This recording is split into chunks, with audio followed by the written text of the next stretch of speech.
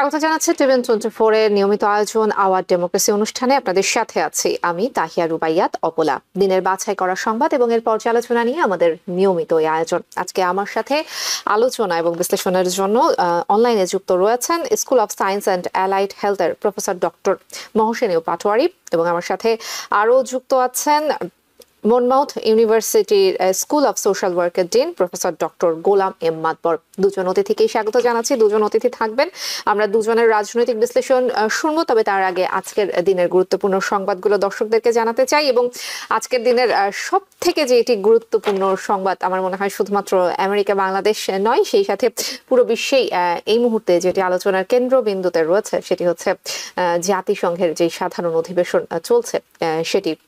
President Donald Trump আজকে বক্তব্য দিয়েছেন জাতিসংঘের সাধারণ পরিষদের ৮০তম অধিবেশনে। শুরুতেই ডোনাল্ড ট্রাম্পের বক্তব্যে বেশ কিছু ঘটনা ঘটে, তার অটো প্রম্পটারটি আটকে যায়। এতে তিনি লিখিত বক্তব্যের পরিবর্তে ৫৬ মিনিটের একটি ভাষণ দেন, যা তার নির্ধারিত সময়ের প্রায় ৪ গুণ দীর্ঘ। বক্তব্যে তিনি জাতিসংঘ এবং বৈশ্বিক প্রতিষ্ঠানগুলোর কার্যকারিতা নিয়ে প্রশ্ন করেন এবং নানা বিষয়ে ক্ষোভ প্রকাশ করেন। প্রথমেই তিনি জানতে চান জাতিসংঘের উদ্দেশ্য আসলে কি এবং তার অভিযোগ শান্তি চুক্তি এবং সংঘাত নিরসনে জাতিসংঘ কোনো ভূমিকায় রাখেনি, বরং জাতিসংঘের সহায়তা ছাড়াই ৭টি যুদ্ধ বন্ধে তিনি এককভাবে ভূমিকা রেখেছেন। তার ভাষায়, দুঃখজনকভাবে প্রতিটি ক্ষেত্রে জাতিসংঘ কোনো চেষ্টা পর্যন্ত করেনি, তারা কেবল শক্তভাবে লেখা চিঠি পাঠায় আর ফাঁকা কথা বলে। ট্রাম্প আরো বলেন, অনেকেই তাকে নোবেল দিতে চায়, শান্তিতে নোবেল পুরস্কারের কথা তিনি বলেছেন, কিন্তু তিনি সেটা নিয়ে ভাবেন না। বিশ্ব শান্তি প্রতিষ্ঠায় তিনি যা করেছেন তা জাতিসংঘের করার কথা ছিল, কিন্তু জাতিসংঘে তার আসার পথে যে এসকালেটরটি ছিল সেখানেও তিনি সমস্যা পেয়েছেন। অর্থাৎ সকাল থেকেই আসলে তার বেশ ক্ষোভ কাজ করছিল এবং তার দিনটি যে খুব একটা ভালো ছিল না এটি আসলে বোঝা যাচ্ছে।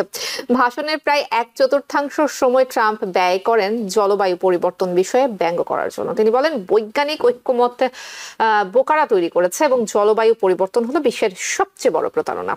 এক পর্যায়ে লন্ডনের মেয়র সাদিক খানকে ইঙ্গিত করে ট্রাম্প দাবি করেন পশ্চিমা দেশে মুসলিম নেতারা শরিয়া আইন চাপিয়ে দেওয়ার পরিকল্পনা করছেন। পাশাপাশি তিনি খ্রিস্ট ধর্মকে বিশ্বের সবচেয়ে বড় ধর্ম বলেও অভিহিত করেন। তিনি বিশ্ব নেতাদের স্বাধীন মত প্রকাশ এবং ধর্মীয় স্বাধীনতা রক্ষার আহ্বান জানান। ভাষণে ট্রাম্প বলেন, ইউরোপীয় দেশগুলোর রাশিয়া থেকে তেল কেনা বন্ধ না করলে তিনি আর ইউক্রেন যুদ্ধ বন্ধের বিষয়ে আলোচনায় অগ্রসর হবেন না। অর্থাৎ যেই হুমকির রাজনীতি আমরা ট্রাম্পকে করে করে দেখতে অভ্যস্ত সেটি আসলে তিনি করেছেন। পশ্চিমা দেশগুলোর প্যালেস্টাইনকে দেওয়ার স্বীকৃতির বিষয়টিকেও তিনি হামাসকে পুরস্কার দেওয়ার মতো ঘোষণা বলেও মনে করেন। তার বক্তব্যের একটা অংশ চলুন আমরা শুনে আসি। Thank you very much. Very much appreciated.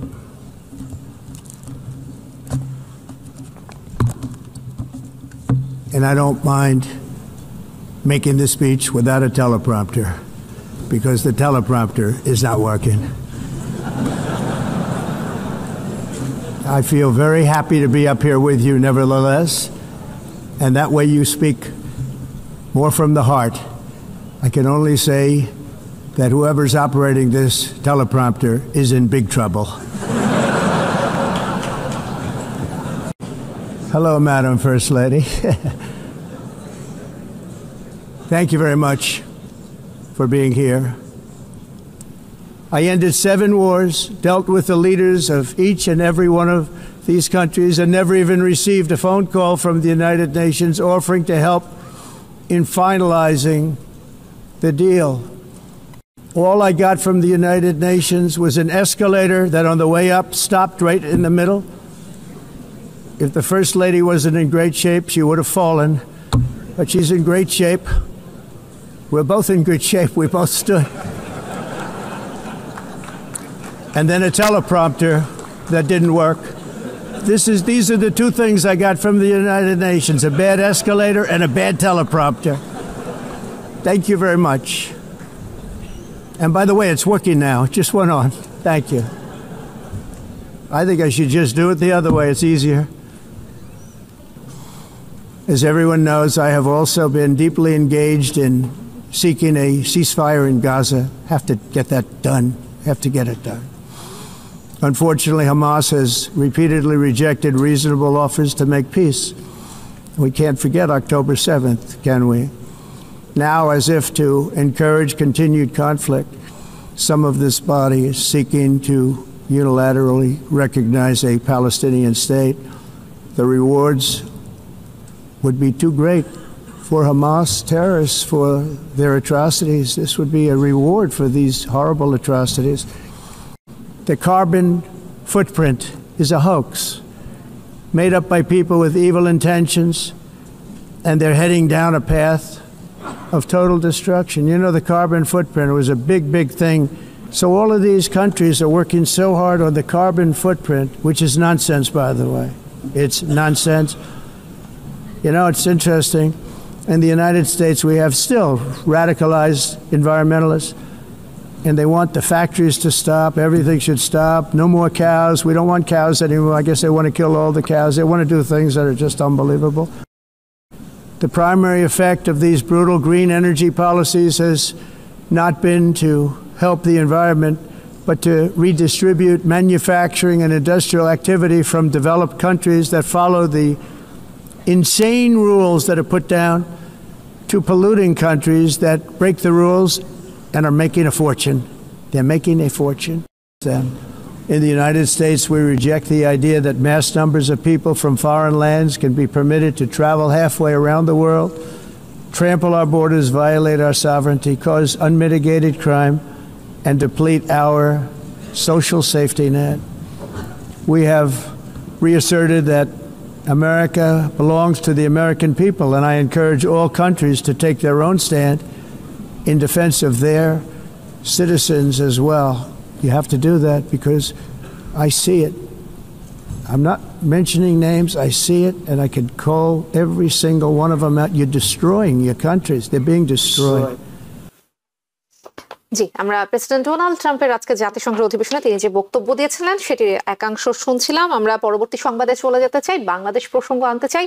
অনেক প্রত্যাশা নিয়ে বাংলাদেশ এবারের ৮০তম সাধারণ অধিবেশন যেটি জাতিসংঘে হচ্ছে সেটিতে অংশ নিয়েছে, কিন্তু এখন পর্যন্ত আসলে মূল আলোচনার বাইরে গত 2 দিন ধরে আলোচনায় রয়েছে এনসিপি মহাসচিবকে বিমানবন্দরে লাঞ্ছিত করার ঘটনাটি, অর্থাৎ তাকে ডিম ছুঁড়ে আসলে যেভাবে অপদস্থ করা হয়েছে সেই বিষয়টি। আওয়ামী লীগ এবং বিএনপির পাল্টাপাল্টি কর্মসূচি, নেতা কর্মীদের স্লোগানে স্লোগানে উত্তেজনা ছড়িয়েছে জ্যাকসন হাইটস, জেএফকে এয়ারপোর্ট এবং ম্যানহাটন এলাকায়। এই ঘটনায় সোমবার রাতে এক যুবলীগ নেতাকে গ্রেফতারও করা হয়েছে জ্যাকসন হাইটস থেকে। তবে ধীরে ধীরে মূল আলোচনার দিকে বাংলাদেশ আসলে কিছুটা হলেও ফোকাস করছে। আজ সন্ধ্যায় প্রেসিডেন্ট ট্রাম্পের দেয়া যে নৈশ ভোজ, সেখানে অন্যান্য বিশ্ব নেতাদের সঙ্গে যোগ দিয়েছেন বাংলাদেশের অন্তর্বর্তীকালীন সরকার প্রধান প্রফেসর ডক্টর মোহাম্মদ ইউনুস, এবং দুপুরে প্রেস সেক্রেটারি শফিকুল আলম কিছুটা ধারণা দিয়েছেন আগামী 26 তারিখ সাধারণ অধিবেশনে বাংলাদেশের পক্ষ থেকে যে ভাষণ দেওয়া হবে সেই ভাষণে আসলে কোন কোন বিষয়গুলোকে বাংলাদেশ গুরুত্ব দিবে। আমরা প্রেস সচিবের সেই বক্তব্যটির একাংশ শুনে আসবো।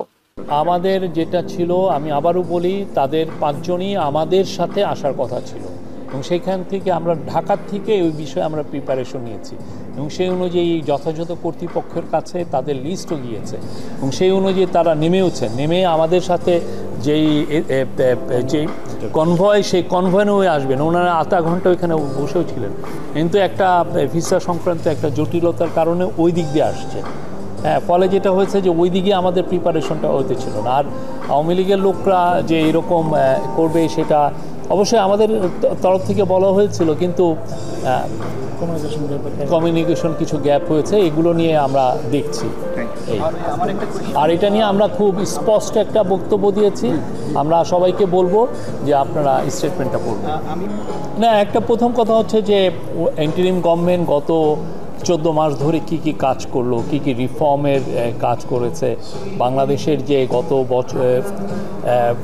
14টা মাস কত চ্যালেঞ্জিং ছিল, এবং সেই বিষয়ে এই চ্যালেঞ্জগুলো উত্তরণের জন্য এই গভর্নমেন্টে কী কী কাজ করেছে, ইলেকশনের প্রিপারেশনটা আমাদের কীরকম, প্লাস হচ্ছে গ্লোবাল যে জিও পলিটিক্যাল যে অনেকগুলো ইস্যু সেগুলো নিয়ে কথা বলবেন, রোহিঙ্গার ইস্যু থাকতে পারে, তো অনেকগুলো যেগুলো আমরা আমাদের গভর্নমেন্টে যে কাজ, তারপরে ট্রায়ালের বিষয়ে আসবে, রিফর্ম, ট্রায়াল এবং ইলেকশন তো আমাদের 3টা প্রধান কাজের অন্যতম 3টা প্রধান কাজ, সেগুলো বিষয়ে আসবে, প্লাস হচ্ছে যে উনি ওনার গ্লোবাল যে লিডারদেরকে উনি ওনার পার্সোনাল কিছু মেসেজ আছে। জি, আমরা বাংলাদেশের প্রেস সচিবের বক্তব্যের একাংশ শুনছিলাম। আমরা মূল আলোচনায় যেতে চাই। দুজন অতিথি আমার সঙ্গে রয়েছেন, প্রফেসর ডক্টর মহসিন পাটোয়ারি, আপনাকে দিয়ে শুরু করব। ডোনাল্ড ট্রাম্পের যে বক্তব্য শুনছিলাম, সকাল থেকে তিনি আসলে বিরক্ত, তার দিনটা খুব একটা ভালোভাবে শুরু হয়নি, তার ক্ষোভ রাগ সবকিছুই করেছেন। জাতিসংঘকে বেশ এক হাত কিন্তু তিনি ধুয়ে দিয়েছেন, এবং যে অভিযোগগুলো তিনি করেছেন যে জাতিসংঘ আসলে কোনো কাজের না, কিংবা যে যে কাজগুলো জাতিসংঘের করার কথা ছিল জাতিসংঘ সেই কাজগুলো যে সঠিকভাবে করতে পারেনি, এই অভিযোগগুলো কিন্তু আসলে আমরা দীর্ঘদিন ধরে শুনে আসছি। কিন্তু আজকে আমাদের প্রেসিডেন্ট তার আসলে যে ধরনের স্বভাব কিংবা তার আসলে যে ধরনের চরিত্র, তিনি কিন্তু আসলে সেখানে এতটুকু রাগঢাক রাখেননি, এতটুকু ছাড় দেননি। কিন্তু আমার কাছে মনে হয়েছে বিশ্বমঞ্চকে, যেখানে সব দেশের প্রতিনিধিরা এখানে এসে জমায়েত হয়েছেন, সেখানে আসলে কূটনৈতিক তৎপরতার থেকে আসলে রাজনীতির চর্চাটাই তিনি বেশি করেছেন। আপনিও আসলে এই বিষয়টির সাথে একমত কিনা, কিংবা জাতিসংঘের বিরুদ্ধে ডোনাল্ড ট্রাম্পের যেই অভিযোগ, সেই অভিযোগগুলোকেই বা আপনি কিভাবে দেখেন? আপনাকে অসংখ্য ধন্যবাদ। আমাদের প্রেসিডেন্ট ডোনাল্ড ট্রাম্পের যে বক্তব্য, সেই বক্তব্যটা আমার কাছে মনে হচ্ছে ওনার স্বভাব সুলভ একটা বক্তব্য। আর যেসব কথাগুলো উনি বলেছেন একটাও নতুন কিছু না, উনি আগে থেকে এইসব কথাগুলো বলে আসছেন। আর উনি তো একটু ফিউরিয়াস ছিল বলা যাচ্ছে, কারণ তার ওই টেলিপ্রম্পটার কাজ করছিল না, এবং যে আপনার এলিভেটর এসকেলেটরটা কাজ মাঝখানে বন্ধ হয়ে গেছে, এর ব্যাপারেও তার কিছু টেম্পারামেন্ট হতে পারে। তবে যে বক্তব্যগুলো দিয়েছেন, যে বিশেষ করে আপনার ইমিগ্রেশনের ব্যাপার, জাতিসংঘের ব্যাপার, ক্লাইমেট চেঞ্জের ব্যাপার, গাজা ওয়ার, ইউক্রেন ওয়ার, এগুলা নতুন কিছু না। এটা আমরা আগে থেকে ওনার সম্পর্কে জানি, ওনার মতামত জানি। এবং যে ইউনাইটেড নেশনসকে যে আন্ডারমাইন করা, এটা তো এর আগের বারও উনি বলেছিলেন।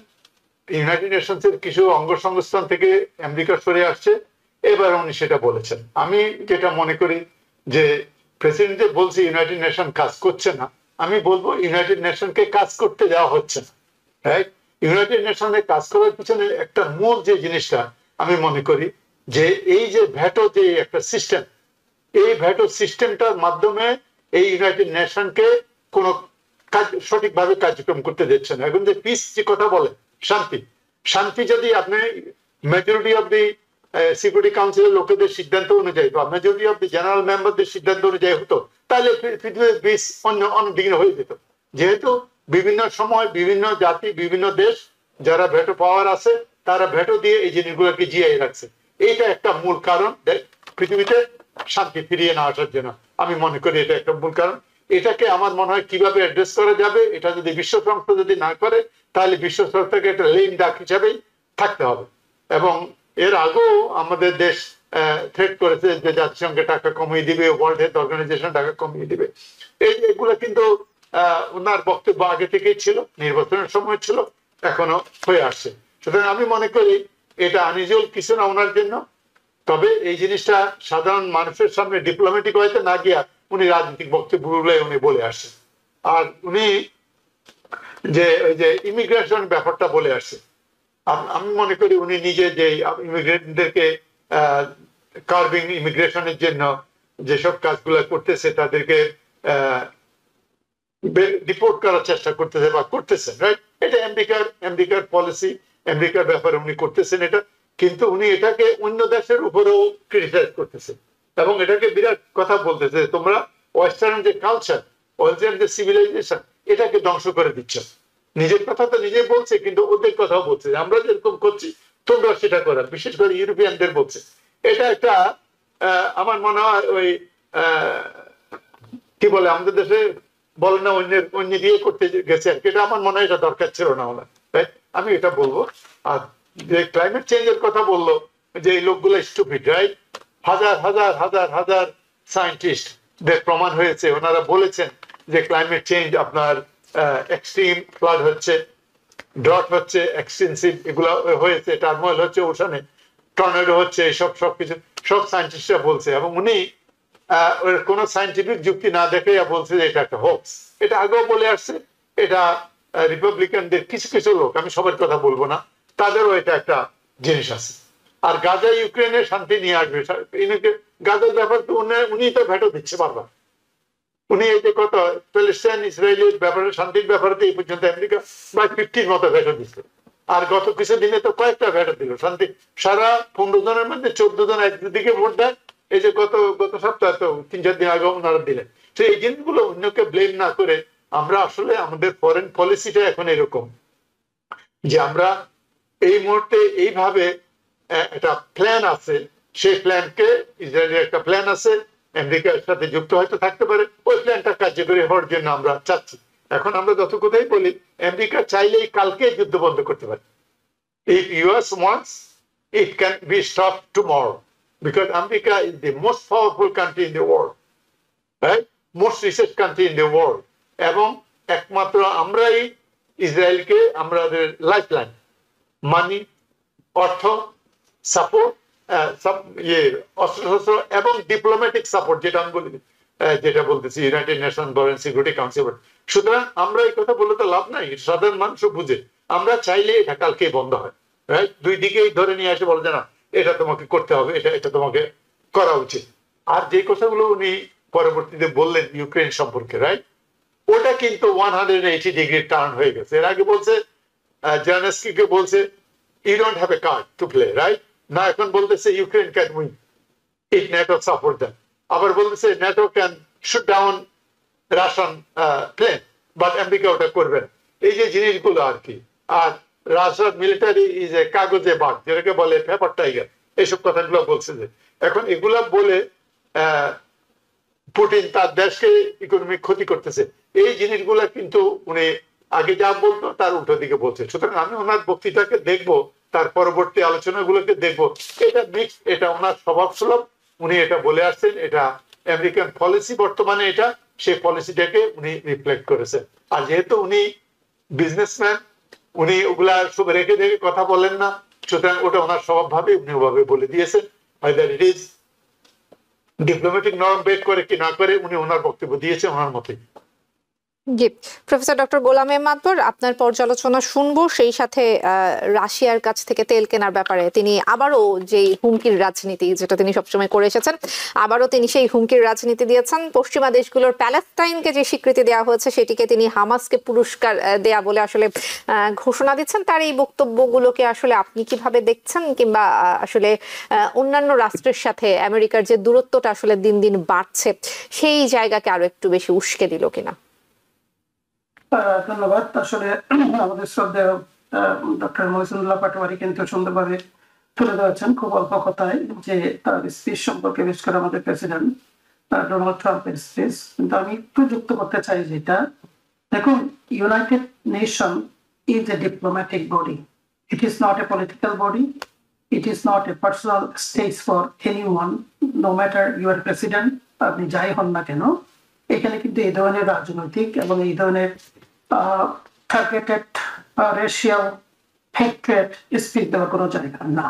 সুতরাং আমি মনে করি এখানে প্রথমেই যেটা বলবো, প্রেসিডেন্ট ট্রাম্প খুব সুন্দরভাবে বলেছেন যে this is what typical president Donald Trump, he violated the UN protocol. এবং আমার কাছে আরো যেটা খারাপ লেগেছে, স্যার একটু আগেই বললো research country, most powerful country, একজন রিসার্চ এবং মোস্ট পাওয়ারফুল কান্ট্রি প্রেসিডেন্টের কাছে সারা বিশ্ব তাকিয়ে থাকে। এবং আপনারা দেখেছেন হয়তো উনি যখন স্পিচ দিচ্ছিলেন, ইট ওয়াজ ফুল, পুরো কিন্তু জেনারেল অ্যাসেম্বলি একদম ফুল অফ পিপল। সুতরাং কারণ সবাই, everyone want to listen what American president কি বলছে, এটা সবাই কিন্তু জানতে চায়। Mighty, powerful, research, whatever the country it is. আমার কাছে যেটা আরো খারাপ লাগছে, the language President Trump used, very careless language. Actually, it doesn't go with the United Nations space. আপনি যদি ইউনাইটেড নেশনসের বিভিন্ন সময়ে বিভিন্ন প্রেসিডেন্টের, ফরমার প্রেসিডেন্ট, আমেরিকার প্রেসিডেন্টের স্পিচ, আমার মনে হয় না কোনো প্রেসিডেন্ট এইভাবে কোনো এই ধরনের ল্যাঙ্গুয়েজ ইউজ করেছে। তবে দেখুন কয়েকটা বিষয় শুনবেন। আমার কাছে আরো খারাপ লেগেছে যে নিজের দেশের আরেকজন প্রেসিডেন্টকে, বিশেষ করে in front of the whole world, আমরা জানি সে আগ্রহ করেছে স্লিপি জো বাইডেনের সময় ছিল ওয়ার্ডস, এগুলো কিন্তু ইউনাইটেড নেশনে বলার কোনো দরকার হয় না, মানুষ জান। ক্লাইমেট চেঞ্জ কে হক্স বলছে, এটা নিয়ে আমি কোনো সারপ্রাইজ হই না, কারণ ক্লাইমেট চেঞ্জ কিন্তু বেশ করে রিপাবলিকান পার্টি কোনো সময় কিন্তু এটা রেকগনাইজ করেন নাই। সব সময় বলেছেন যে বিকজ তারা জানে যে এটা যদি করতে যায় গ্রিন এনার্জি, ক্লিন এনার্জি, এটা হচ্ছে তাদের যে ইকোনমিক গ্রোথ যেটা নিয়ে সবসময় আমেরিকা ব্যস্ত থাকে, সেটা সেটা আপনার ক্ষতিগ্রস্ত হবে। আসলে দেখুন, এটা আরো সারপ্রাইজিং না। আপনি দেখুন বর্তমানে বিশেষ করে যে it's not about Republican party, it's not about Awami League, it's not about BJP, আপনি এবং ইটস নট অ্যাবাউট যে আপনার যে আরবান, ভিক্টর আরবান, বা এটা মনে করেন বলসোনারো যে ব্রাজিলের। আসলে পার্টিগুলো এখন বর্তমানে যে কান্ট্রিগুলো আমি বললাম, পার্টিগুলো কিন্তু this are already hijacked by a person. It doesn't go by political manifesto. That is the main problem. এবং এইটাই কিন্তু এখানে যেটা রিফ্লেক্ট করছে, এটা আমি বলবো তার পার্সোনালি একটা ইটস নট অ্যাবাউট আমেরিকান। আর আমি সবসময় বলে আসছি আমেরিকার আসলে সবচেয়ে দুরবস্থা যেটা, এটা অনেকদিন যাবত আসলে ফরেন পলিসি, কিন্তু এইভাবে একেবারে ন্যাক্কারজনক ভাবে বা নেকেড ওয়েতে কিন্তু ইউনাইটেড স্টেটস কোনো সময় কিন্তু এইভাবে কিন্তু আপনার নিজেকে কিন্তু উন্মোচন করেন নাই, বা নিজেকে এইভাবে কোনো সময় কিন্তু প্রেজেন্ট করেন নাই। কিন্তু এখন যেটা দেখছি সেটা হচ্ছে এটা। তো দেখেন আরো কয়েকটা সে কথা বলেছেন যে আমেরিকা বিলং টু আমেরিকা। তো ক্লাইমেট চেঞ্জ একটা আমরা জানি ইনিকুয়েশন নিয়ে যে কথাটা বলছে, what does it mean? Then America should belong to only native people. আর সবাই থেকে আসছি আমরা পরে, কেউ আগে আসছে কেউ পরে আসছে, কিন্তু এটা তো America belong to, then everyone should leave this country. America should belong to the people, those for life এখানে যারা নেটিভ ছাড়া জীবন কিন্তু এখানে যারা ছিল তাদের কাছে যাওয়া উচিত তাহলে। আচ্ছা, তারপর আরেকটা কথা বলেছেন, দেখেন Christianity is the most persecuted religion. আপনি আগে বললেন যে সবচেয়ে বড় ধর্ম, সেটা অবশ্যই ক্রিশ্চিয়ানিটি, আমরা জানি যার ফেইথ হিসাবে সবচেয়ে বড় ধর্ম পৃথিবীতে জনসংখ্যার দিক দিয়ে। কিন্তু মোস্ট পারসিকিউটেড, আপনি আমাকে উদাহরণগুলো একটু দেখান কাইন্ডলি, যে কোথায় পারসিকিউটেড হচ্ছে। ফরগেট অ্যাবাউট আদার রিলিজিয়ন, আমি সেটা ওইটার ইয়াতে কাউন্টার করছি না। সবাই জানে কোন রিলিজিয়ন এখন সবচেয়ে বেশি পৃথিবীতে পারসিকিউটেড হচ্ছে। ইউরোপিয়ান কান্ট্রিজ গুলো সম্পর্কে যেটা বলেছে, দেখুন ন্যাটোকে তো অলরেডি আমরা জানি এক হাত তুলে দিয়েছেন অনেকদিন যাবৎ। ন্যাটোকে কিন্তু সে অনেকভাবে চেষ্টা করছে ডিভাইড করতে, এবং ইউরোপিয়ান কান্ট্রিজ গুলোকে, ইউরোপিয়ান ইউনিয়নের কথা বলছি আমি, সরি, তারা মোস্ট অফ দ্য অবশ্য মেম্বার অফ দ্য ন্যাটো। এই যে বারবার যে এইভাবে যে আপনার তাদেরকে ডিভাইড করতে চাচ্ছে, এবং এবার বললো কি তারা রাশিয়ার থেকে অয়েল কিনছে, রাশিয়ার থেকে অয়েল না কিনে তাদের কোনো উপায় নেই। যে উইন্টার আসতেছে আপনার, they are very much dependent on this power on Russia, এবং সেটা তাহলে অল্টারনেটিভ কেন বলছো না? ইউক্রেনের ব্যাপারে যেটা বললো, এটা হচ্ছে 180 ডিগ্রি টার্ন অ্যারাউন্ড। আমরা জানি সে বললো আসলেই বন্ধ করে দেবে, আজকে তো অনেকদিন হয়ে গেল, বন্ধ তো করতে পারেন নাই এই ওয়ার, এবং তাদেরকে একবার সমুদ্রে ফেলে দিয়ে আবার ওখান থেকে টেনে আনে। তাহলে এটা এখানে হচ্ছে আপনার স্ট্রিট পাস পলিসিটা কি? একজন মাইটি পাওয়ারফুল কান্ট্রি নেশনের যে একজন নেতা, তার তো কিছু স্ট্রিট পাস পলিসি থাকে, তো সেটাও কিন্তু আমি দেখছি না। আর রিলিজিয়াসিটি যেটা বললাম যে পারসিকিউটেড বললো, এবং সে বিভিন্নভাবে যে কথাবার্তায় বললো যে বেনিয়াস আসলে সে চাচ্ছে যে তার দেশটাকে সাথে সে সবসময় সে ধরে রাখতে পারে। Role of UN, united nation, দেখেন যে ব্যাট স্কেলেটারের কথা বললো, ব্যাট টেলিকপ্টারের কথা বললো, সেটা না, এবং সে এটা তো থাকেন নাই বিশেষ করে অ্যান্টনিও গুতেরেজের রোল সম্পর্কে। United nation is not A police body. এটা তো আসলে কোনো মিলিটারি পাওয়ার নাই বা পুলিশ অথরিটি নাই। এরা কিন্তু they go by the decision of the all those multinational countries. তো সেখানে সবচেয়ে বড় কথা যেটা, যে আপনার দেখুন এখনো পর্যন্ত আমরা সবসময় বলে আসছি United Nation need to be democratised, এবং সেটা হয়নি। এবং সিকিউরিটি কাউন্সিল আজ পর্যন্ত ওদের মধ্যে 150 স্টেট ধরে প্যালেস্টাইনকে স্টেট হিসেবে রেকগনিশন দিল, এবং সেখানে দেখুন 4টা কান্ট্রি, 5টার ভিতরে 4টা, ফ্রান্স, ব্রিটেন, চায়না, রাশিয়া, সবাই রেকগনাইজ করে নিয়েছেন, ইউনাইটেড স্টেটস করেন নাই। এবং স্যার খুব সুন্দরভাবে বলেছেন ইউনাইটেড স্টেটস কিন্তু একদিনই বন্ধ করতে পারে, কারণ নেতানিয়াহু কিন্তু অল কাইন্ডস অফ উইপেন বলেন, ইন্টেলিজেন্স বলেন, everything he gets from United states, এবং ফান্ডিং বলেন সবকিছু পেয়ে পাচ্ছে। এবং সে বলছে 7টা যুদ্ধ বন্ধ করেছেন। 7টা যুদ্ধ বন্ধ করেছে কি? টেরিফ ইজ দ্য ইনস্ট্রুমেন্ট, বলা হচ্ছে টেরিফ দিয়ে কিন্তু সে বন্ধ করেছে, এবং সেই জন্য 7টা নোবেল প্রাইজ পাওয়ার কথা। নোবেল কর্তৃপক্ষ হয়তো তাকে দেওয়ার জন্য বসে আছে। তো এই যে কয়েকদিন আগে আমি শুনলাম যে এটা ফ্রিডম অফ স্পিচের কথা আমরা বলি, সবসময় ফ্রিডম অফ স্পিচ হচ্ছে এটা আমার পক্ষে গেলে সেটা ঠিক আছে, আমার পক্ষে না গেলে সেটা ঠিক নাই। তা ফ্রিডম অফ স্পিচের সম্পর্কে বারবার বলা আসছে এখন যে এই যে টেলিভিশন আমরা যে কথা বলছি যে 90% নাকি এখন ওনার এগেইনস্টে বলছে, অর্থাৎ কেন এই কথাটা বলছে? আমেরিকাকে বলা হয় the country of freedom of speech, এবং বলছে যে কন্টিনিউয়াসলি যদি তারা ব্যাড মাউথিং করতে থাকে, 90% তার এগেইনস্টে ব্যাড মাউথিং করছে, তাহলে এদের লাইসেন্স মে টেক অ্যাওয়ে। আমি যখন কোথায় যাচ্ছি আমরা, তো does it do all this thing? এই যে আমি বললাম, এগুলো কি আমেরিকান, আসলে যে আমরা বলি আমেরিকান যে ভ্যালুস, সবগুলো তো আমেরিকান ভ্যালুজ এগেইনস্টে যাচ্ছে। তো এখন ভ্যালুজ গুলো ধারক বাহক কে? The leader of the nation. সে লিডার অফ দ্য নেশনে যদি এভাবে ভায়োলেট করে, আমার কাছে মনে হয় এটা ব্রাজিল সম্পর্কে যেটা ডেরিভেটিভ কথা বলবো, যেটা আমার মনে হয় এইগুলো কিন্তু শোভা পায় না, বিশেষ করে ইউনাইটেড নেশন, এবং কোথায় সেটা? নিউ ইয়র্কে। ইউনাইটেড নেশন হতে ইউনাইটেড স্টেটস, মিনিমাম সিভিলিটি তো আছে। আমেরিকাকে বলা হয় সিভিলাইজড কান্ট্রি, হিউম্যান রাইটস এর কান্ট্রি। আপনি তো মিডিক করতে পারেন না আপনি অন্য একটা কান্ট্রি সম্পর্কে, এটা এইভাবে তো বলা তো বেশ করে এই লেভেলে, এবং যেখানে সারা ওয়ার্ল্ড এসেছে। এটা বছর একবারই হয় কিন্তু জেনারেল অ্যাসেম্বলি, এই যে অ্যাসেম্বলি যেটা হচ্ছে। তো এইগুলো সবগুলো মিলে আমার কাছে মনে হচ্ছে যে it is something kind of disservice to the United States and the nation and the people. কারণ আমরা যাই বলেন না কেন, he's an elected president, এবং এই elected president আমরা চাই যে এমন ভাবে সে নিজেকে প্লেস করবে সারা ওয়ার্ল্ড যেখানে তাকে বাহবা দেবে, এবং সেই সিভিলিটিটা কিন্তু আমার মনে হয় যে করেন নাই। আর most people coming to Western countries and United States including Western countries বলছে এটা কি মেসেজটা দিচ্ছে? So it's not about America, অর্থাৎ সে বলছে যে these countries, এই যে এই ধরনের কান্ট্রি, ওয়েস্টার্ন কান্ট্রিজ গুলো আছে, এগুলো belong to the people like the one he belongs. তো এগুলো তো আপনার টার্গেটেড এবং ডিভিসিভ কথাবার্তা। ইউনাইটেড নেশনে তো ডিভিসিভ কথা যায় না। তো আমার মনে হচ্ছে যে ইটস এ কাইন্ড অফ ডিসসার্ভিস, এবং এটা নিয়ে আসলে জাতিকে কিন্তু নিজেকে বোধহয় ছোট করে ফেলা। That's what actually happens. I don't see anything May comes out of it. এবং বারবার ইউনাইটেড নেশনকে দোষারোপ করছে। ইউনাইটেড নেশন তো সবাই, অ্যান্টোনিও গুতেরেস প্রত্যেকটা বিষয়ে কিন্তু সবসময় কিন্তু অ্যাপিল করেছেন এই কান্ট্রি, বিশেষ করে ইউনাইটেড স্টেটসকে। Never listen. এবং আজকে আমরা বিফল গাই, অর্থাৎ একজনকে ব্লেম করতে হবে। So you are blaming the victim, United নেশনকে।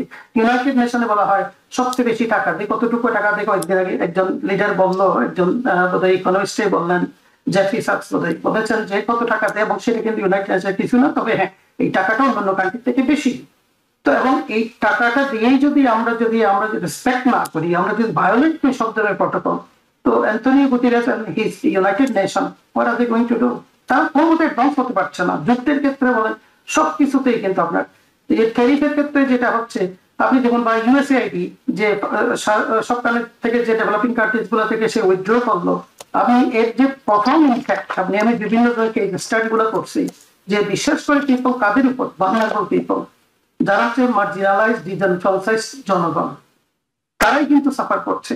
এবং ইউনাইটেড স্টেটস এর সবচেয়ে বড় যে হিউম্যান রাইটস এর যে ইমেজটা, সেটা কিন্তু ইউএসআইডির মাধ্যমেই হতো। ইউএসআইডির যে নেশন বিল্ডিং যে বিশেষ করে যে ইনিশিয়েটিভ গুলো, এইগুলো কিন্তু সবচেয়ে আমেরিকাকে কিন্তু বলেছে yeah this is the country actually care for the people. আপনার বাংলাদেশে যখন সাইক্লোন হলো 1991, প্রথম চলে গেল কি ইউনাইটেড স্টেটস এবং ইউএসএডির মাধ্যমে।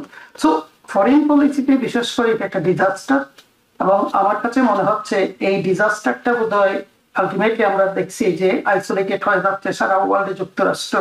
It is because of this foreign policy. আগেও হয়েছে এটা অন্যান্য সরকারের কাছেও, কিন্তু এইরকম চরমভাবে কিন্তু কোনো সময় হয়নি। UN foreign policy is always like, আপনি দেখবেন যে এটা প্রভাব বা এটা নিয়ন্ত্রণ একটা বিশেষ গ্রুপের কাছে। সেই বিশেষ গ্রুপ কোনোদিন কিন্তু এটার থেকে সরে আসবে না।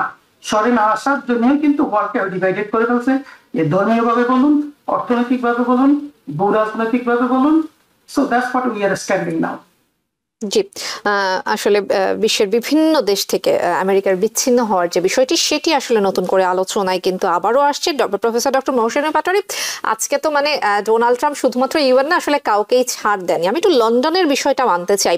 লন্ডনকে শরিয়া আইনের দিকে যাচ্ছে এরকম একটি মন্তব্য হচ্ছে ডোনাল্ড ট্রাম্প করেছেন। তিনি সাদিক খানকে, লন্ডনের মেয়রকে অপছন্দ করেন, সেটা আমরা আগে থেকেই জানি। লন্ডনের মেয়র অফিস থেকে কিছুক্ষণ আগে একটা স্টেটমেন্ট দেওয়া হয়েছে এই বক্তব্যের পরিপ্রেক্ষিতে। সেখানে আসলে ডোনাল্ড ট্রাম্পের বক্তব্যকে বিগটেড বলে আসলে উল্লেখ করা হয়েছে। আমি যদি এটার বাংলা করতে যাই তাহলে এটা আসলে অনেকটা বর্ণ বৈষম্যমূলক কিংবা পক্ষপাত দুষ্ট এই ধরনের, আমি আসলে জানি না এটার ভালো বাংলা কি হতে পারে, অনেকটা এরকম হচ্ছে বাংলা দাঁড়ায়, অর্থাৎ লন্ডন থেকেও কিন্তু এটার ভালো প্রতিবাদ এসেছে। অনেকেই এটিকে ইসলামোফোবিক বলে মনে করছেন। আমি একটু আপনার কাছে জানতে চাইবো যে আমেরিকার মতো একটি দেশের রাষ্ট্রপ্রধানের এইরকম একটি বক্তব্য দেয়া যে শরিয়া আইন অনুযায়ী পশ্চিমা দেশগুলো চলতে যাচ্ছে কিংবা এরকম কোনো কিছু, এটিকে কি নিছক রাজনৈতিক দ্বন্দ্বের কারণে রাজনৈতিক আক্রমণ বলেই আমরা আসলে বিষয়টিকে ইগনোর করতে পারি, নাকি এটি আসলেই এক ধরনের বর্ণ বৈষম্যমূলক বলি কিংবা ইসলামোফোবিক বলতে পারি আমরা? আপনাকে অসংখ্য ধন্যবাদ। আমি বলবো প্রফেসর মাতবর অত্যন্ত সুন্দরভাবে এই জিনিসটা অ্যানালাইসিস করেছেন আর কি। এই জিনিসটা কি, এটা আমার কাছে মনে হয়েছে, প্রথম আমি বলছি যে ইট ইজ প্রেসিডেন্ট ট্রাম্পের, he is talking about himself and his way of talking. কিন্তু এই জিনিসগুলোকে উনি বলতে গিয়ে, যে প্রফেসর মাতবরের সাথে আমি একমত যে ইউনাইটেড নেশনস এর মতো জায়গায় গিয়ে এসব কথা বলাটা আমাদের সম্মানে লাগছে, আমাদের ইউনাইটেড স্টেটসের সম্মানে লাগছে, আমি একমত ওনার সাথে। 2 নম্বর হলো, উনি যে এই যে জিনিসগুলো বলছে, ইটস রেশিয়াল, ইভেন ওই ওয়েস্টার্ন নেশন গুলোকে ইমিগ্রেশনের ব্যাপারে যেটা বলছে যে তোমরা তোমাদের ইন্টিগ্রিটি এবং কালচার এইসব গুলা তোমাদের ডিস্ট্রয় করে ফেলতেছে, এই সেই কমপ্লিটলি এটা রেশিয়াল ধরনের একটা কথা, অন্য কেউ আসতে পারবেন। আর যে উনি এই যে ইসলাম ফোবিয়া, এই জিনিসটা কিন্তু এই ফোরামে বলার কোনো অর্থ নেই। এটা ওনার আমার কাছে মনে হচ্ছে ব্যক্তিগতভাবে ওই যে প্রথম মুসলিম ব্যান থেকে শুরু করে বিভিন্ন জিনিস, ওনার যে একটা সমর্থক গোষ্ঠী আছে, ওই সমর্থক গোষ্ঠীকে ওনারা ইয়ে করার জন্য, প্যাসিফাই করা বা তাদেরকে উজ্জীবিত করার জন্য এসব কথা বলা হচ্ছে। শরিয়া আইন যেটা, শরিয়া আইন আপনি যে কোনো দেশে যদি করতে চান, সেই আইনটা তো ব্রিটেনের মতো জায়গায়, আমেরিকার মতো জায়গায়, কানাডার মতো জায়গায় যেখানে ডেমোক্রেসি আছে, ওখানে আপনি কেউ বললেই তো আপনি শরিয়া আইন করতে পারবেন না। ওখানে একটা ল আছে, লেজিসলেটিভ বডি আছে, রাইট, কংগ্রেস আছে, সেটা পাশে আছে। সুতরাং এই কথাগুলো আমার কাছে অবান্তর বলে মনে হচ্ছে, এবং ওগুলোকে ক্রিয়েট করা, মানে টেনশন ক্রিয়েট করে এবং নিজেদের সাপোর্টারকে জীবিত করার জন্য এসব কথাগুলো বলা হচ্ছে। আমি মনে করি এটা কমপ্লিটলি ইরিলেভেন্ট। ওনাকে এইসব কথা বিশেষ করে ইউনাইটেড নেশনসে না বললে পারতো। আর বিশেষ করে উনি ওনার সেকেন্ড টার্ম, লাস্ট টার্ম, এই না যে উনি নেক্সট আবার ইলেকশনে দাঁড়াবেন, সুতরাং তাকে এই জিনিসগুলো বলে তার জনগণকে তার সাথে রাখবে, সেটাও না। এটা আমি মনে করি ওনার মনে হয় ডিপ থট প্রসেসের মধ্যে আছে বলে আমার মনে হচ্ছে আর কি, যে এই জিনিসগুলো আর কি।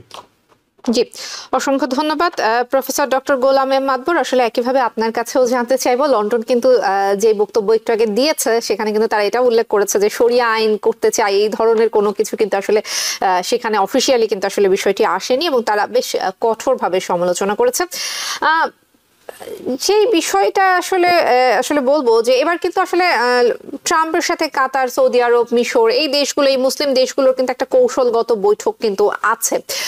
কিন্তু ট্রাম্পের যে এই ইসলাম বিদ্বেষী এক ধরনের মনোভাব কিংবা বর্ণবাদমূলক এক ধরনের মনোভাব, এগুলো কিন্তু তাকে অন্যান্য রাষ্ট্রগুলো থেকে কিছুটা হলেও দূরে সরিয়ে দিচ্ছে, কিংবা কূটনৈতিক তৎপরতার জায়গা যদি আমরা বলি, আমেরিকার কূটনৈতিক যে তৎপরতা, কূটনৈতিক যে ধারা, সেটি আসলে আমাদের একটু বুঝে উঠতে কঠিনই হয় ট্রাম্প ক্ষমতায় আসার পরে। কারণ আজকে যে বন্ধু, কালকে সে শত্রু।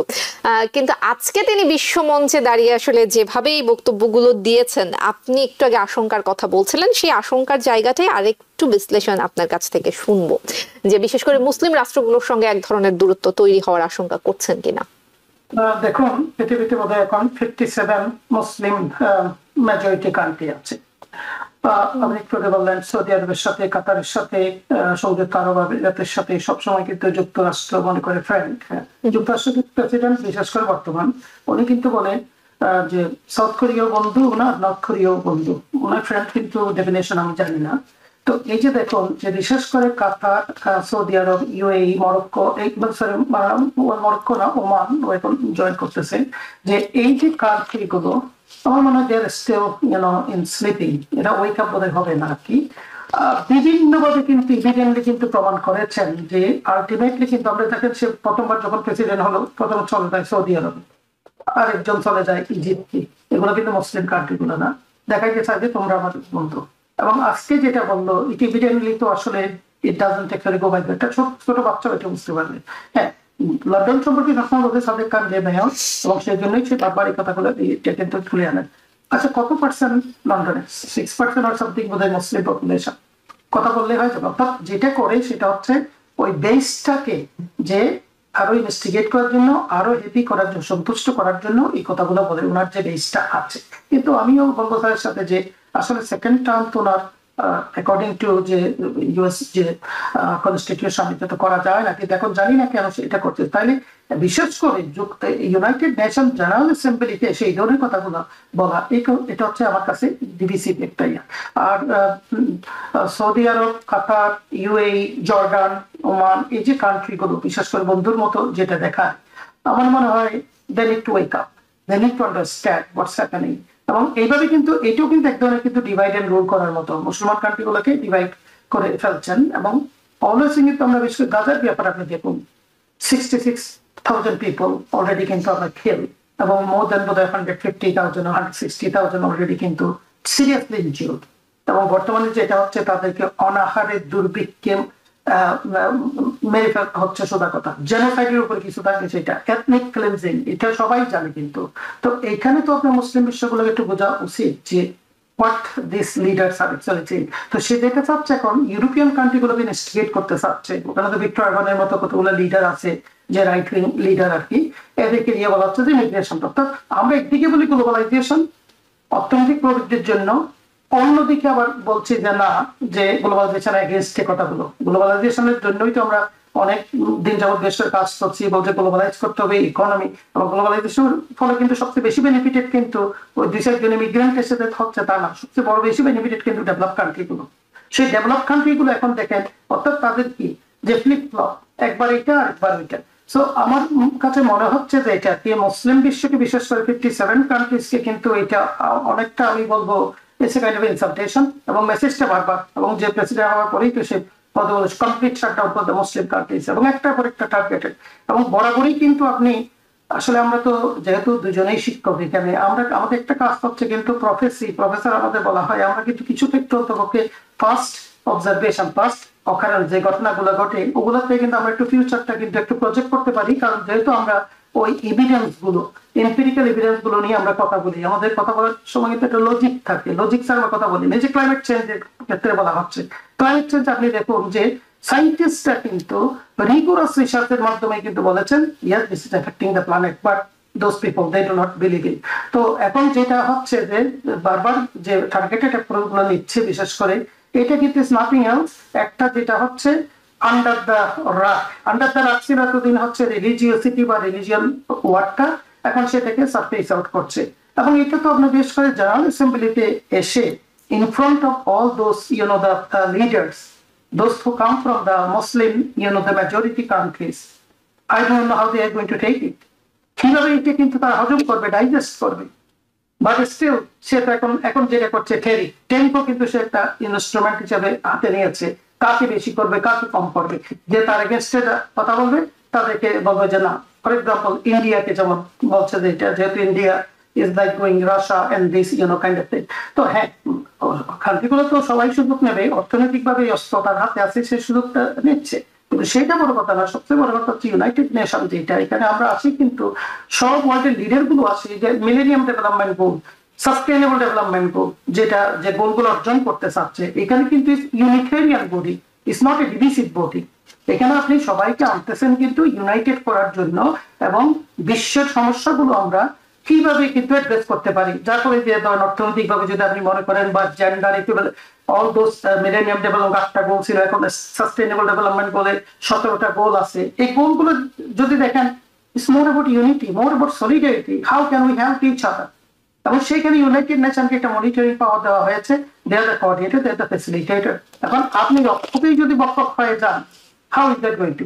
সবচেয়ে বড় কথা হচ্ছে যে আমার মনে হয় যেটা এই ফিঙ্গারটা কিন্তু দেখাচ্ছে, সেটা হচ্ছে বেশ করে যে মুসলিম পপুলেশন যে বিভিন্ন কান্ট্রিগুলো ওয়েস্টার্ন ইউরোপে বেড়ে যাচ্ছে বা এখানে যে আছে, তাদেরকে কিন্তু যে এই জন্য বলা হচ্ছে সবচেয়ে মুসলিম পারসিকিউটেড রিলিজন বলতে ক্রিশ্চিয়ানিটি। এটা তো আপনি তো এই পলিসিগুলো যদি দেখেন যে পারসিকিউশন কোথায় হচ্ছে এখন সবচেয়ে বেশি, মুসলিম দেশটা সবচেয়ে বেশি পারসিকিউটেড হচ্ছে, এইটা না বলে উল্টো ভাবে বলছে, অর্থাৎ ওই দেশটাকে কিন্তু আবারও কিন্তু ইনভেস্টিগেট করে দিচ্ছে, আবারও কিন্তু সন্তুষ্ট করতে চাচ্ছে। সো আমার মনে হয় দ্যাট টার্গেটেড ওই লন্ডনকে বারবার করা হচ্ছে, যেহেতু ওখানে সাদেক আলী খুব পপুলার, সে মেয়র এবং তার ভবিষ্যৎ খুবই উজ্জ্বল, যার ফলে কিন্তু ওদেরকে অর্থাৎ গুমের বাদ সেতন করে দেওয়ার মতো আর কি, তাদেরকে বলছে যে স্টপ, শরিয়া আইন পাস করবে। আমরা এর আগে নিউ ইয়র্কের যে মেয়র প্রার্থী জোহরান মামদানির বিষয়েও দেখেছি এই ধরনের মুসলিম বিদ্বেষী। Democratic principle. There is no way, there is not 1% possibility of actually establishing Sharia line in those countries, in the Western countries. জি, প্রফেসর ডক্টর গোলাম আহমদ যদি ডক্টর প্রফেসর মাদবর সাথে অ্যাড করতে চাই, একজন দেশের প্রেসিডেন্ট এই যে কথাগুলো বলছে, আমরা যারা আমেরিকান মুসলিম আছি, রাইট, আমাদেরকেও এটা একটা কিন্তু এই যে put us in risky situation. কারণ যাদেরকে লক্ষ্য করে বলা হচ্ছে ওই লোকগুলার কিন্তু আইডিয়া নাই, থট নাই। একজন কংগ্রেসম্যান বলতো না হয় হতো, একজন ছোটখাটো রিপাবলিকান বলতো না হয় হতো, ওনার বিরাট একটা সাপোর্ট বেস আছে, উনি একটা দেশের প্রেসিডেন্ট। উনি যখন এসব কথা ধর্ম সম্পর্কে বলে তখন আমরা we might be in risk, right, Islamophobia might be increasing. এই জিনিসগুলো কিন্তু এটা আমাদের বুঝতে হবে। এটা উনি চিন্তা করেন কিনা আমি জানি না, নাকি চিন্তা না করে বলছেন, এটা একটা বিরাট একটা সমস্যা আমাদের জন্য হতে পারে। আমরা ট্রাম্পের আগের মেয়াদেও দেখেছি মুসলিম কমিউনিটি কিংবা মুসলিম দেশগুলোর উপর ট্রাম্প প্রশাসনের যে এক ধরনের বিদ্বেষ, আমরা ট্রাম্পের যখন আগের মেয়াদে ক্ষমতায় ছিল তখন আসলে এর ভালো উদাহরণ দেখেছি। আমি একটু একদম শেষ পর্যায়ে চলে এসেছি, আমি একটু বাংলাদেশ প্রসঙ্গ একটু আনতে চাই, যদিও আমার হাতে সময় খুবই কম। আমি দুজন অতিথির কাছে তারপরে একটু সংক্ষেপে নিব। গত 2 দিন ধরে বেশ আলোচনায় ছিল এনসিপি নেতাকে এই দেশে আওয়ামী লীগ নেতার ডিম ছোড়া কিংবা লাঞ্ছিত করার যে বিষয়টি। প্রফেসর ডক্টর মহসেন পাটোয়ারি, আমি তো প্রত্যেক বছর জাতিসংঘে যাই, একদম মাঠের যে পরিস্থিতি সেটি যে আমি কাভার করি, আমার সুযোগ হয় রিপোর্টার হিসেবে। বিশ্বের বিভিন্ন দেশের যে প্রতিনিধিরা আসেন, ডেলিগেটসরা আসেন, কূটনৈতিকরা আসেন, আমি অন্য কোন দেশের যে বিভিন্ন দলের যে কমিউনিটির যে বাসিন্দারা রয়েছেন, প্রবাসীরা রয়েছেন, আমি আসলে তাদেরকে কখনো দেখি না। একমাত্র বাংলাদেশের মানুষকে আমি দেখি, এটা সাবেক প্রধানমন্ত্রী শেখ হাসিনার সময়ও দেখেছি, এখনো দেখছি। সেই এয়ারপোর্ট থেকে শুরু করে, জ্যাকসন হাইটস থেকে শুরু করে জাতিসংঘ সদর দপ্তরের সামনে যে বেশ বড় করে এক ধরনের শোডাউন, বিক্ষোভ করা। গত বছর আমরা দেখেছি একদম বোতল ছোড়াছড়ি, পানি মারামারি, পুলিশকে এসে সেখানে পরিস্থিতি নিয়ন্ত্রণে নিতে হয়েছে। আমি জানি জাতিগতভাবে বাংলাদেশের মানুষ রাজনীতি নিয়ে বেশ আবেগী। আমাদের পার্শ্ববর্তী দেশ ভারতও তো সেই ক্ষেত্রে আবেগী, আমি ভারতকেও কখনো এভাবে দেখিনি। বাংলাদেশে যে অসুস্থ রাজনীতির একটা চর্চা চলে মূল রাজনীতির বাইরে, যে সেই চর্চাটা আমেরিকাতেও আমরা করছি, এটা কেন দমন করা যাচ্ছে না? আমাদের সংকটটা কোথায়, প্রফেসর মহসেন পাটোয়ারি? আমাদের সংকটটা হলো, আমি মনে করি আমাদের পলিটিক্যাল কালচার যে পিউরিফাই করা, সেটা আমাদের পাইনি। এই যে আপনার যে ডিম ছড়লো, প্রতিবাদ করার অধিকার সবাই আছে, ডেমোক্রেসিতে আমরা প্রতিবাদ করবো, আপনি ব্যানার দেখাতে পারেন, কিন্তু ডিম ছুঁড়ে মারা এটা একটা অপসংস্কৃতি বলে আমি মনে করি। এখন ডিম ছড়ে কিন্তু বাংলাদেশে একটা নতুন ঘটনা না, এটা এর আগেও হয়েছে, সব রাজনৈতিক দলের সময় হয়েছে, কোর্টে হয়েছে, ব্রিটেনে হয়েছে, বিভিন্ন দেশে হয়েছে, কিন্তু হলেও কি হবে ওটাকে আমি সমর্থন করি না, এটাকেও আমি সমর্থন করি না। এই অপসংস্কৃতি থেকে আমাদেরকে সরে আসতে হবে। আমি আস্তে আস্তে, আমরা কি কত 50 বছর মতো হয়ে গেল আমাদের স্বাধীন হয়েছে, আমরা কি এখানেই থাকবো? আমরা কি আগাবো না? এবং এই জিনিসটা যে হয়েছে, এই জিনিসটা আমার মনে হয় আরো আমাদের যে সরকার একটু ওদেরকে যারা আসছে ওদেরকে একটু প্রোটেকশন দেওয়া, বা ইভেন ইউএস গভর্নমেন্টেরও যে প্রোটেকশন দেওয়া, এটা যদিও সিরিয়াসলি হার্মফুল না, বাট এটা অপমানজনক ডিম ছুঁড়ে মারাটা, এটা হওয়া উচিত ছিল না। এই অপসংস্কৃতি থেকে আমাদের বেরিয়ে আসতে হবে। আমি আশা করেছিলাম যে আমাদের এই যে নতুন প্রজন্ম যখন আসতেছে, নতুন প্রজন্মরা এগুলা দেখবে, কিন্তু এখন যারা এটা করতেছে, এখন তারা প্রতিবাদ করেন, আপনাদের সরকার এখন নাই, চলে গেছে, আপনারা প্রতিবাদ করেন, প্লেকার্ড নিয়ে করেন, আপনারা দেখেন কিভাবে প্রতিবাদ করতে হবে। বিএনপির সময় শেখ হাসিনার বিরুদ্ধে বোতল ছুটতে বলে যে আপনি আবার এদের পরে ছুটবেন, তাহলে তো এটা তো চলতেই থাকবে, এটা চলতেই থাকবে, এটাকে কোথাও এনে বন্ধ করতে হবে। আমার মনে হয় আমরা যারা এই যে শিক্ষা আছি বা বিভিন্ন আমরা whatever call you intellectual and others, আমরা মনে হয় একটা ফোরামের মাধ্যমে গণতন্ত্রের শিক্ষা এবং কিভাবে আমরা গণতান্ত্রিক আচরণ করতে হবে, এই জিনিস গণতান্ত্রিক সংস্কৃতিকে কিভাবে ফিরিয়ে আনতে হবে, এইসব ব্যাপারগুলো নিয়ে আমার মনে হয় আমাদের কথা বলা দরকার। জি, প্রফেসর ডক্টর গোলাম মাদবর, সময় খুবই সংক্ষিপ্ত, আমি একটু 1-1.5 মিনিটে আপনার মন্তব্য শুনবো। মানে নির্দিষ্ট করে কোনো রাজনৈতিক দল না, কারণ আমি আমার দীর্ঘ সাংবাদিকতার ক্যারিয়ারে দেখেছি মানে বিএনপি কে পেলে আওয়ামী লীগ, আওয়ামী লীগকে পেলে বিএনপি, যখন যে দল যেভাবে পায়, এনসিপি, জামায়াত, যখন যে দলের হাতে হচ্ছে সুযোগ থাকে তারাই হচ্ছে আরেকটা দলকে খুব বাজে ভাষা এবং খুব বিশৃঙ্খলার সাথে হচ্ছে আক্রমণ করে। কেন আমরা নিয়ন্ত্রণ করতে পারছি না বাংলাদেশ থেকে নিউ ইয়র্ক? আচ্ছা, আমি প্রথমেই বলবো, স্যার আসলে খুব ভদ্রভাবে বলেছেন যে এটা আসলে আমরা বলি সিভিলাইজড বিহেভিয়ার। আসলে এটা অপসংস্কৃতি না, এটা হচ্ছে অসভ্য আচরণ। এটা আমি আসলে সত্যি আমি নিজেকেও খুব অপমান বোধ করছি যে বিশেষ করে দেখুন এরা বাংলাদেশ থেকে এসেছে। হ্যাঁ, আপনি যথার্থই বলেছেন, আমি আর কোনো কান্ট্রি দেখিনি। এটা কিন্তু বিগত 15-20 বছর যাবত এটা চলছে যে যখন একজন নেতা আসে, বিশেষ করে ইউএন জেনারেল অ্যাসেম্বলির সময়, নিউ ইয়র্কে আমরা জানি বাঙালি বেশি, এবং এই ব্যক্তি বলেছেন যে তারা বিভিন্ন স্টেট থেকে লোক নিয়ে আসছে, এবং এটা কিন্তু আগেই তারা উল্লেখ করেছে। তো এখন দেখুন যে সবচেয়ে বড় কথা যে ইউনাইটেড নেশনে আসছে তারা, এখানে কিন্তু ফেডারেল গভর্নমেন্টের প্রোটেকশন করার কথা এদেরকে আর কি, এবং সিটি গভর্নমেন্টেও কিন্তু প্রোটেকশন আছে। এরা আসছে কিন্তু ইউনাইটেড নেশনের ডেলিগেট হিসাবে। এখন যেহেতু আসছে, এখানে আমি বলবো বাংলাদেশের বেশ করে কনসুলেট অফিস এবং পার্মানেন্ট মিশন যেটা আছে তাদের একটা কিন্তু একটা বৃহৎ দায়িত্ব ছিল। এইভাবে কিন্তু আসলে যেভাবে ডক্টর মোহাম্মদ ইউনূস আসছে তাদেরকে যদি আপনি আনেন, আমি জানি না আগে কোনো বিরোধী দলকে এভাবে আনতে কিনা, এনেছেন নিশ্চয়ই কোনো কারণ এনেছেন, কিন্তু তাদেরকে এভাবে কিন্তু ছেড়ে দেওয়াটা ঠিক হয়নি। পুলিশ প্রোটেকশনে কিন্তু তাদেরকে নেওয়া উচিত ছিল, এবং এটা কেন নেওয়া ছিল আগের থেকেই বলছে কিন্তু তারা এটা করবে, হেনস্থা করবে, আমি শুনছি, এবং বিভিন্নভাবে তারা কিন্তু পত্রপত্রিকায় বলছে যে এই অসভ্য আচরণটা বিশেষ করে আমি নিজেকে খুব লজ্জিত মনে হচ্ছে একদম বাংলাদেশি অরিজিন হিসাবে, যে অন্য কোনো কান্ট্রি করে না। এটা আমরা সবসময় দেখাচ্ছি, এটা আর কি এক দল যায় সাদা পতাকা নিয়ে, এক দল যায় কালো পতাকা। এইবার কিন্তু ওখানে সীমিত ছিল না, এবার ডিম ছোড়াছড়ি নিয়ে বলছে, যে ভদ্রলোক করছে তাকে তো অ্যারেস্ট করছে, আমরা দেখেছি আর কি। নো ওয়ে, আপনি এখানে স্যারে বলছেন যে এখানে কিন্তু এটা ডেমোক্রেটিক কান্ট্রি, আপনি এখানে বিভিন্ন ধরনের প্রতিবাদ করতে পারেন, মুখে বলতে পারেন, আপনি বিভিন্ন ধরনের ফ্ল্যাগ বা বিভিন্ন ধরনের পোস্টার দিয়ে করতে পারেন, but this is not the way. এটা কিন্তু এক ধরনের কিন্তু ফিজিক্যাল অ্যাটাক করার মতো যে তাকে, এবং বিশেষ করে এটা কিন্তু জাস্ট বাংলাদেশি সে আসছে এখানে কিন্তু জাতিসংঘের ডেলিগেট হিসাবে, what ever the party he belongs. So this is shameful, এবং দিস ইজ টোটালি মানে আমি বলি যে নিন্দনীয় একটা কাজ করেছেন। এটা কিন্তু আসলে তাকে ছোট করে নাই, ছোট করেছে যারা কাজটা করেছেন, এবং এদের জন্য কিন্তু আমরা দেশে কিন্তু আমরা মনে করি নিজেও লজ্জিত হচ্ছে। আপনি সোশ্যাল মিডিয়া এবং বিশ্বমঞ্চে বাংলাদেশের সুনাম নিঃসন্দেহে ক্ষুণ্ণ হয়েছে। জি, অসংখ্য ধন্যবাদ। আজকে একেবারেই সময় শেষ হয়ে গেছে। শাস্তি হওয়া উচিত। জি, professor doctor Mohsin Patwari, professor doctor Golam Madbar, দুজন অতিথির প্রতি অশেষ কৃতজ্ঞতা, আজকে সময় দিয়েছেন। ধন্যবাদ জানাবো দর্শকদেরকেও। আওয়ার ডেমোক্রেসি অনুষ্ঠানে এই ছিল আজকের মতো। TVN24 নিউজ নেটওয়ার্কের সঙ্গেই থাকুন সবসময়। TVN24 টেলিভিশন দেখতে আজই কল করুন 7187776556। লগ ইন করুন www.totalcablebd.com। নিউ ইয়র্ক থেকে সম্প্রচারিত TVN24 টেলিভিশন বিশ্বজুড়ে বাঙালির কণ্ঠস্বর।